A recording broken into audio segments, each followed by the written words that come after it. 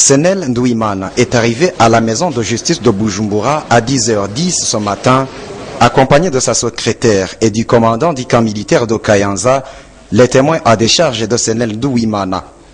Le substitut du procureur général de la République, M. Anatole Nzwenimana, qui est chargé d'enquêter sur le dossier de la mort de Salvatore Nsabilio, a d'abord auditionné la secrétaire du gouverneur, puis le commandant du camp militaire de Kayanza a suivi pour finir son audition avec Senel Ndouimana, le gouverneur de Kayanza.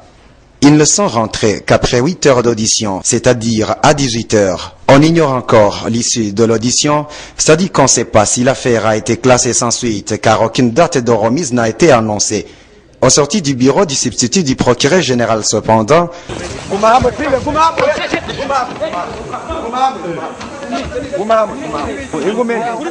le technicien caméraman de la radio-télévision Renaissance a été attaqué par le gouverneur de Kayanza. N'eût été l'intervention des personnes qui étaient présentes et les policiers qui gardaient la maison de justice, Senel Ndouimana avait juré de casser sa caméra.